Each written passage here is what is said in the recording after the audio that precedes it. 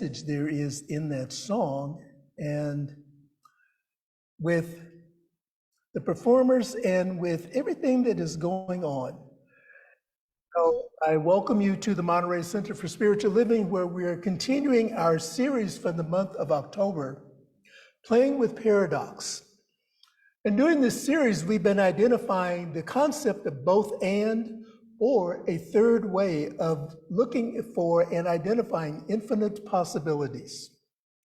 Our topic for today is the tyranny of the or. Jim Collins, in the book BE, Beyond Entrepreneurship 2.0, writes this: builders of greatness are comfortable with paradox. They don't oppress themselves with the tyranny of the or, which pushes people to believe that things are either A or B, but not both. Instead, they liberate themselves with the genius of the and. Paradoxes are a natural part of life. And the more we embrace and embody this truth, the more we find solutions to the major problems that face us in our individual lives, in our communities, and in our world. We are the place where God shows up. We're witnessing the tyranny of the or, as the polarities of the world are pushing us to the breaking point in many ways. We have been so committed to choosing either or that we have been unable to identify or unwilling to look at possible solutions when we open up and embrace a new way of thinking. The invitation is always there for us to open up and embrace a new way of thinking. It is up to us to go within and allow our inner compass, our inner guidance, our practicing of the spiritual principles of science of mind and new thought to allow us to see that there's possibly another way of looking at this, another way of approaching this, so that everyone walks away experiencing a win-win. Embracing a new way of thinking invites us to move beyond the tyranny of or, recognizing that we can no longer choose between, and I just offer these as some slight examples. We can no longer choose between economic growth or taking care of people. We can no longer choose between technological advances or preserving the environment. We can no longer choose between being liberal or conservative. We can no longer choose tearing our social systems down or holding them up no matter what. We can no longer choose between suitable for the many or good for the few. Taking care of ourselves or taking care of others. Our personal safety or collective freedom. And you can add your own to this as the list goes on and on and on. The new way of thinking invites us to focus on finding new solutions, setting aside our differences, working together, and working towards a third way, which includes both and possibilities.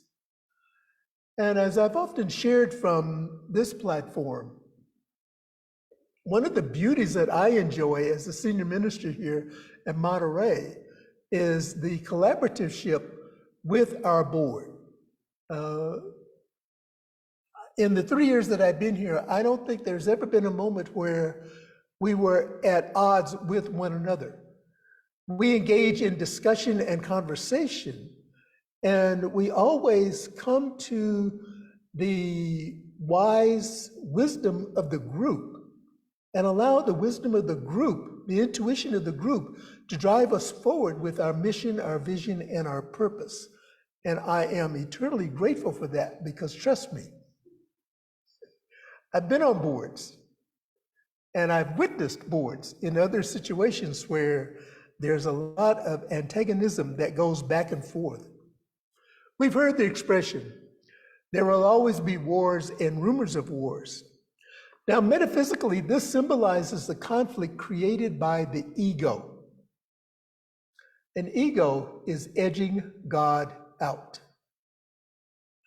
The wars that go on in our head, this is where the ego creates conflict. Eliminating this ego conflict, we recognize that there is peace in my heart and in our hearts. And when there is peace in my heart, when there is peace in our collective hearts, there is peace in the world. American guitarist Carlos Santana writes this: "The most powerful weapon you can be is an instrument of peace. The most powerful weapon you can be is an instrument of peace." On Saturday, our visioning revealed that we are all part of the one mind, and it is the constant replenishment of the spirit through the one mind that allows us to recognize that we're in constant progress of releasing the tyranny of the or and identifying a third way that works for the highest and best of all. And isn't that the ultimate goal of whatever situation or experience we find ourselves in, that each one that is a part of that experience experiences and recognizes the highest and best for the collective good? In Science of Mind, we often say, turn away from conditions. And we've taken that to mean that we should look away from the problems and the suffering of the world. And that is not what our mission is. That is not what Ernest Holmes called us to. This is not what our New Thought teaching calls us to. Using the power of the one mind, we learn to look through the condition, to transform it, and to support the suffering of those who are experiencing the effects of the condition. A downside of this viewpoint of turning away from the situation is that the suffering and the problems remain for those who don't have the privilege of turning away because they're in the midst of the challenge or the condition. Sometimes we don't realize and recognize how much of a blessing it is to exercise our choice. You know, it's one of the freedoms that we have, even though there may be other things that bind us in a way that we may approve or not approve of. The freedom is that we still have individual choice. And that individual choice comes about by setting boundaries of what is acceptable, what is not acceptable, what will occur and what will not occur. And then sticking to those boundaries regardless of what outer influences are trying to bring to us. By rising above our conditions, rising above what the appearances are, we find a third way and we move forward, including those aspects of the world that are working for everyone. And we deny the power of the conditions over us individually and collectively. In the scripture, in both Isaiah and also in the book of Revelation, we find this phrase, "Behold, I make all things new." And in Isaiah it says, "Remember not the former things, nor consider the things of old. Behold, I am doing a new thing." Ernest Holmes expands on this idea of "Behold, I make all things new" in How to Use the Science of Mind. And he writes, "Behold, I make all things new. There is nothing permanent but change. And the infinite intelligence can never be caught in anything it does. What it does expresses its being at that particular time." So this creative infinite intelligence is always doing something. I remember one time I heard someone mention that God is a trickster. You never know what it's up to. It's always creating, it's always expanding. It may do something in an entirely different way, but it is always in accord with its fundamental harmony. And this is the place that we're being called back to, that place of fundamental harmony within, recognizing that this infinite intelligence, which says, "Behold, I make all things new," is actually expressing itself through us as we're making everything new by the power of the one mind, our tapping into that one mind. And as we look again at the third way, we see what is possible when we step out of our rigid ways of thinking and stand with vulnerability and curiosity in the third way. And I don't know about you, but for me, sometimes being vulnerable is really a push. I can be curious. I have no problem with curiosity, but being vulnerable, that takes it a whole new level. And so this is what viewing the third way or examining a third way invites us to do, is to be vulnerable. It invites us to get up off of our position, our rigidity, and be open to listening. And sometimes all it requires is that we listen to one another, and that we listen for the purpose of understanding, not for the purpose of response.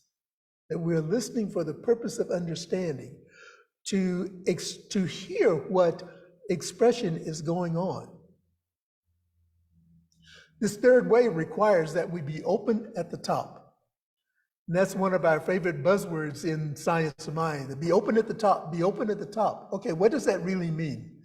To be open at the top means that we are curious, we're vulnerable, we're willing to let go of our position and to examine another possibility.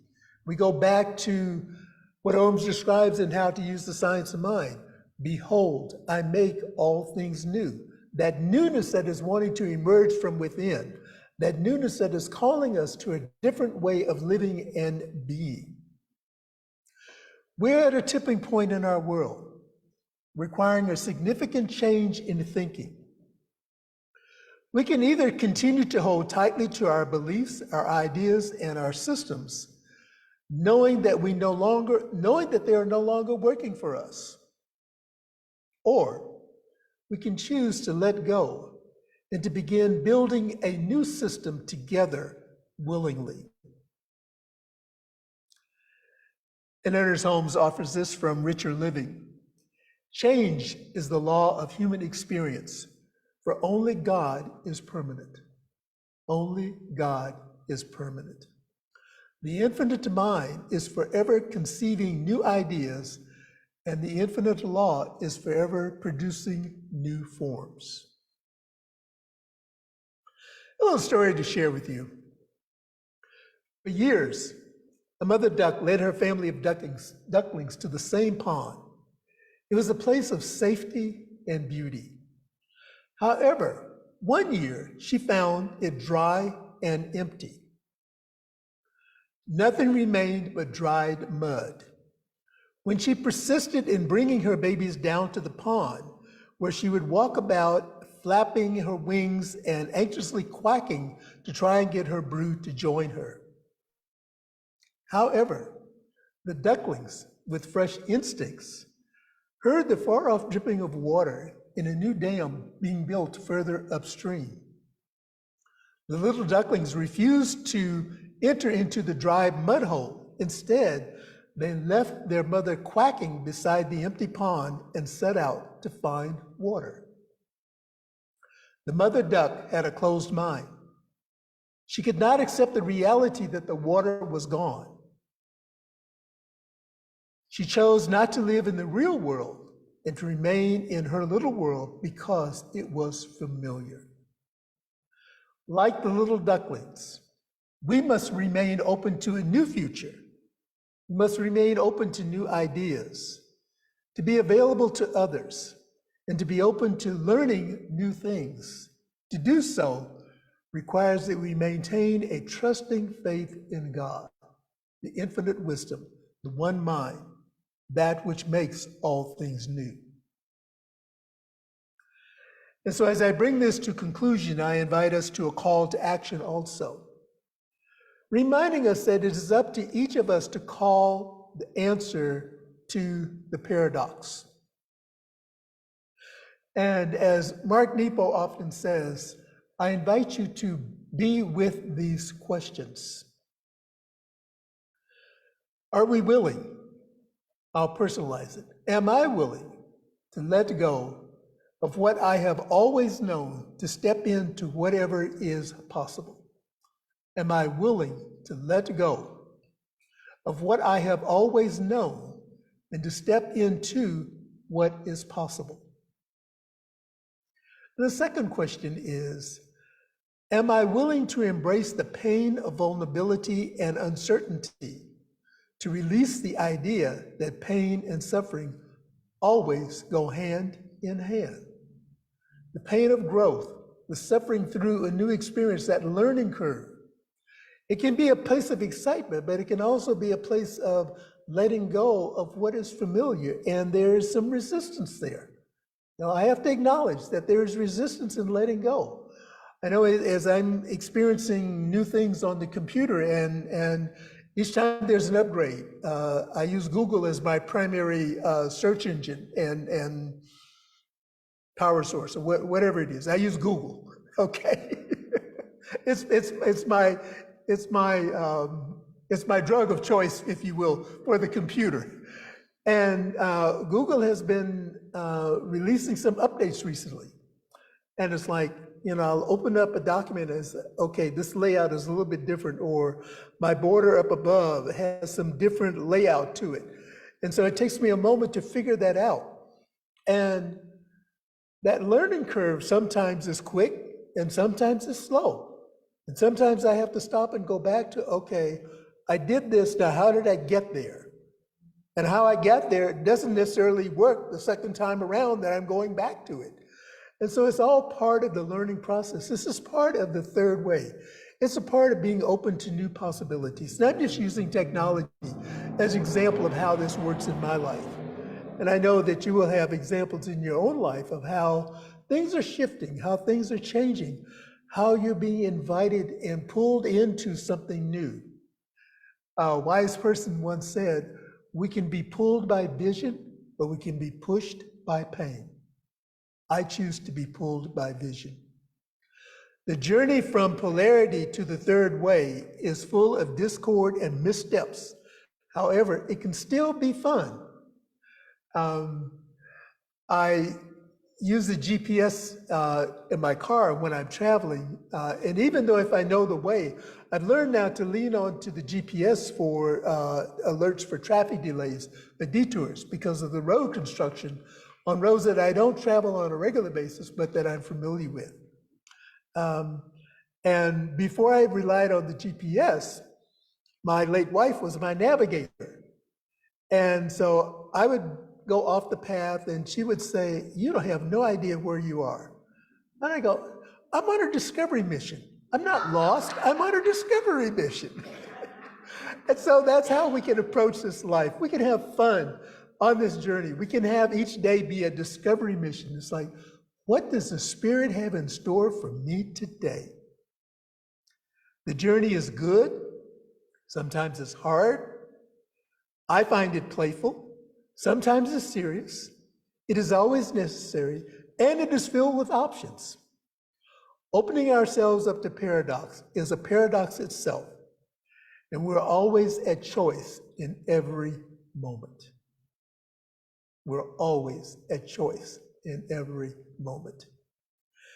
And now I invite us to say our weekly affirmation together.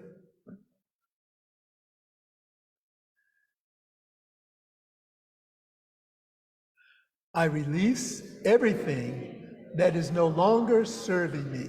Let us say that again. I release everything that is no longer serving me. And as we pray together, I invite us to hear the words of Ernest Holmes in his prayer for world peace. And I have made copies of this, and they are available for those who are here in the center on our hospitality table in the center. And we will post it to our website and to our Facebook page also. Know with me, the earth is the Lord's and the fullness thereof. I know there is only one mind, which is the mind of God, in which all people live and move and have their being. I know there is a divine pattern for humanity, and within this pattern, there's infinite harmony and peace, cooperation, unity, and mutual helpfulness. I know that this mind of all, being one with the mind of God, shall discover the method, the way, and all that means best fit to permit the flow of the divine love between individuals and nations. This harmony, peace, cooperation, unity, and mutual helpfulness will be experienced by all. I know that there's a free inter-exchange of ideas, of cultures, of spiritual concepts, of ethics, of educational systems, and of scientific discoveries for the good of all beings alike.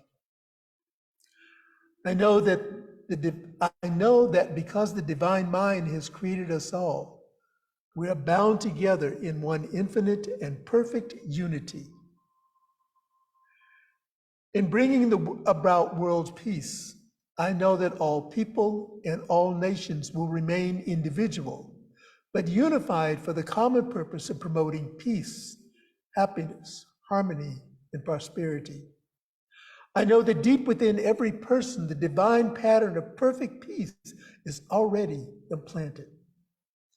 I now declare that in each person and in leaders of thought everywhere, this divine pattern moves into action and form to the end that all nations and all people shall live together in peace, harmony, and prosperity forever. So it is now. And I just add my word, knowing that peace prevails in my heart, in my mind. And this peace expresses itself in all of the ways that impact each one as we live this life from love and from harmony and from joy. And for this and so much more, I am eternally grateful, releasing all of this back into that law which always says yes. And as Ernest says, so it is now. Amen. And so now it is our time to experience the flow of circulation through gracious giving. We have an abundance affirmation I invite us to say together.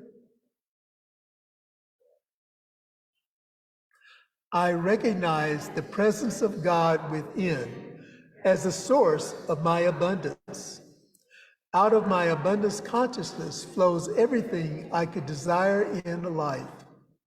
With gratitude and thanksgiving, I now participate in the flow of uninterrupted abundance. This prosperous experience is evidence of my abundance consciousness. And for those who are here in the center, we have a donation basket on our hospitality table in the center. Thank you for your ongoing contributions to our center. We invite you to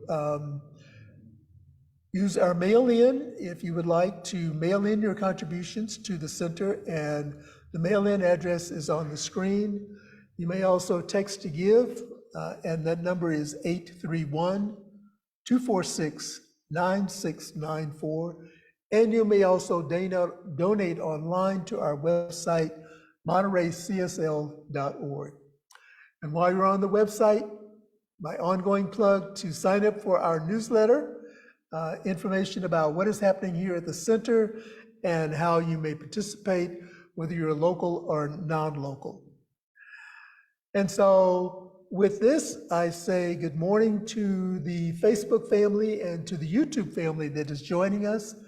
I invite you to return next week, where we will close out our October series with our own staff minister, Reverend Cindy Harp, who will be joining us in person.